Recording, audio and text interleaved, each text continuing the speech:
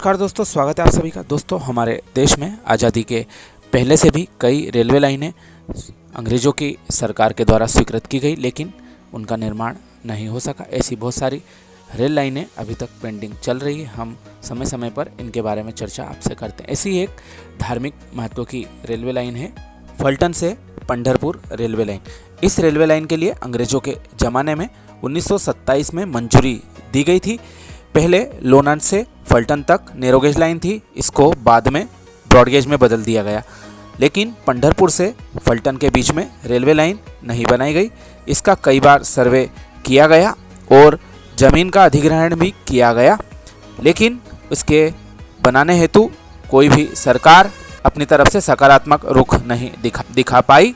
कुछ समय पूर्व 2009 में इसका सर्वे किया गया, जिसमें कि 109 किलोमीटर लंबाई की रेलवे लाइन के लिए 251 करोड़ की लागत आ रही थी, लेकिन रेट ऑफ रिटर्न इसका -5% आ रहा था। इस वजह से इस रेलवे लाइन का काम आगे नहीं बढ़ सका। जनप्रतिनिधि भी लगातार इस रेलवे लाइन के लिए प्रयासरत हैं।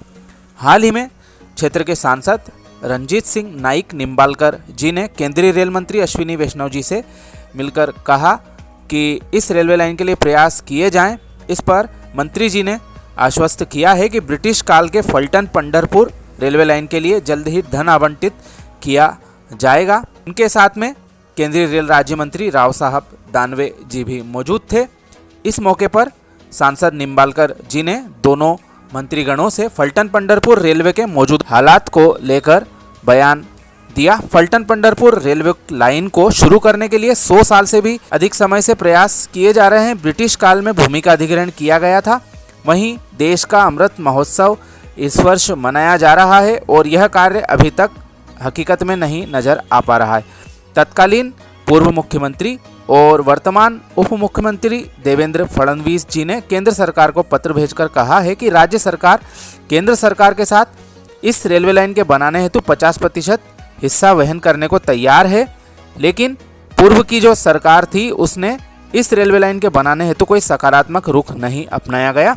वही भूमि अधिग्रहण व सर्वे पूरा होने के बाद भी आगे कोई कार्यवाही नहीं की गई। अब जबकि प्रदेश में सरकार बदल चुकी है, तो उम्मीद की जा रही है जो रुके हुए रेलवे के कार्य जो राज्य सरकार के भागीदारी से पूरे किए जाने थे, तो उनमें आने वाले समय में यह रेलवे लाइन भी हकीकत में बदलती दिखाई दे सकती है। फलटन पंढरपुर रेलवे लाइन का निर्माण कार्य होता है तो देश भर से श्रद्धालुओं को पंढरपुर आने में मदद मिलेगी तथा क्षेत्र के किसानों की भी काफ़ी मदद यह रेलवे लाइन आने वाले समय में कर सकती है, क्योंकि पंढरपुर में धार्मिक स्थान होने की वजह से श्रद्धालुओं की वर्ष भर काफ़ी तांता लगा रहता है। इसलिए इस रेलवे लाइन से श्रद्धालुओं को लाभ होगा। साथ ही क्षेत्र के किसान अपनी कृषि उपज सब्जियां कम पैसे में पुणे और मुंबई भेज सकते हैं।